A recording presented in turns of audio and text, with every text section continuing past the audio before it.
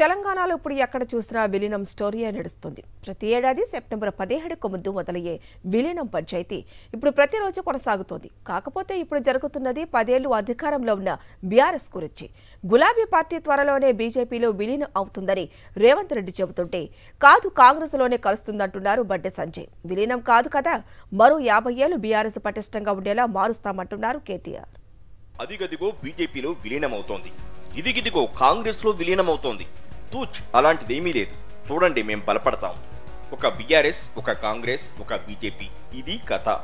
ఓ సినిమాలో ప్రకాష్ రాజ్ చెప్పినట్లు ఇది నెవర్ ఎండింగ్ పొలిటికల్ స్టోరీయే. తెలంగాణలో సాగుతున్న అంతులేని విలీనం కథ మొత్తం బీఆర్ఎస్ చుట్టూనే తిరుగుతోంది. ఇటీవల ఢిల్లీ వెళ్లిన సీఎం రేవంత్ రెడ్డి కీలక వ్యాఖ్యలు చేశారు. గులాబీ పార్టీ త్వరలోనే బీజేపీలో విలీనమవుతుందని జోస్యం చెప్పారు. కేసీఆర్ గవర్నర్, కేటీఆర్ కేంద్ర మంత్రి, హరీష్ రావు అసెంబ్లీలో అపోజిషన్ లీడర్ అవుతారన్నారు. అంతేకాదు, వెనువెంటనే ఎమ్మెల్సీ కవితకు బెయిల్ వచ్చి ఆమెకు రాజ్యసభలో చోటు కూడా దక్కుతుందన్నారు సీఎం. ఇప్పుడు కాదు, ఎన్నికల ముందు నుంచి బీఆర్ఎస్ విలీనంపై తరచూ వ్యాఖ్యలు చేస్తున్నారు రేవంత్ రెడ్డి. ఇంకేముంది, వెంటనే అందుకున్నారు కేంద్ర మంత్రి బండి సంజయ్. బీఆర్ఎస్ త్వరలోనే కాంగ్రెస్ పార్టీలో విలీనమవుతుందని ఆయన చెప్పుకొచ్చారు. కేసీఆర్ ను ఏఐసీసీకి పంపి కేటీఆర్ కు పీసీసీ చీఫ్ పోస్ట్ ఇస్తారన్నారు.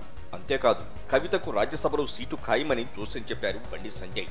మరోవైపు ఈ విషయంపై మల్కాజ్గిరి ఎంపీ ఈటల రాజేందర్ సైతం స్పందించారు. బీజేపీలో బీఆర్ఎస్ విలీనం అన్నది కేవలం కాంగ్రెస్ విష ప్రచారంలో భాగమే అన్నారు. తాజాగా మరోసారి మీడియాతో మాట్లాడిన బండి సంజయ్ విలీనంపై కీలక వ్యాఖ్యలు చేశారు. కాంగ్రెస్ పార్టీలో బీఆర్ఎస్ ను విలీనం చేసేందుకు ప్లాను మొత్తం రెడీ అయిపోయిందన్నారు. అవినీతితో కూడిన గులాబీ పార్టీని బీజేపీలో కలుపుకునే అవసరం తమకు ఏమాత్రం లేదన్నారు. ఇవన్నీ కాంగ్రెస్ బీఆర్ఎస్ కలిసి ఆడుతున్న డ్రామాలన్నారు బండి సంజయ్. ప్లాన్ ప్రకారం కాంగ్రెస్ పార్టీ కొంతమంది ఎమ్మెల్యేలు మెల్లమెల్లంగా చేసుకొని గంపగుత్తగా హోల్సేల్గా లాస్ట్కి ఒకటిసారి చేసుకుంటారు. ఎందుకంటే ఆ కోపం ఉంది కాంగ్రెస్ పార్టీ, ఎందుకంటే ఈయన సిఎల్పీని హోల్సేల్గా చేసుకుంటారు కదా. అందుకే బీఆర్ఎస్ పార్టీని కాంగ్రెస్ పార్టీలో విలీనం చేయడానికి మొత్తం ప్లాన్ రెడీ అయింది. ప్రజల లోపల ఏం చర్చ జరుగుతుంది, ప్రజల ఒపీనియన్ తెలుసుకోవడానికి మమ్మల్ని పావుగా వాడుకుంటారు ఇద్దరు. వాళ్ళ బీఆర్ఎస్ పార్టీ ఏం లేని పార్టీ, అది అవినీతి పార్టీ. మాకేం అవసరం చెప్పు, బీఆర్ఎస్ పార్టీ చేసుకుంటాం, మాకేమవసరం. కాంగ్రెస్ వాళ్ళకి అవసరం వాళ్ళు ఎమ్మెల్యేల సంఖ్య పెంచుకోవాలి, ముఖ్యమంత్రులు కావడానికి, ముఖ్యమంత్రి పదవులు కాపాడుకోవడం. మాకేం అవసరం, మేము బీఆర్ఎస్ పార్టీ వాళ్ళు మనం నేర్తే మాకు ప్రభుత్వం వస్తుందా? కేసీఆర్ ఏ పార్టీ నుంచి వచ్చింది చెప్పండి, కాంగ్రెస్ పార్టీ నుంచి వచ్చింది. మళ్ళీ గాడికే పోతాడు, తిరిగి గుడి పోతాడు. విలీనంపై కాంగ్రెస్ బీజేపీ చేస్తున్న వ్యాఖ్యలను ఖండించారు BRS working president KTR. Telangana కోసం పుట్టిన బీఆర్ఎస్ కు విలీనమనే ఆలోచన లేదన్నారు. మరో 50 ఏళ్లు పార్టీ ఉండేలా బ్రహ్మాండంగా తయారు చేసుకుంటామని చెప్పారు. లోపాయికారి ఒప్పందమే ఉంటే కవిత ఇన్నాళ్లు జైల్లో ఉండాల్సిన అవసరం ఏంటని ప్రశ్నించారు కేటీఆర్.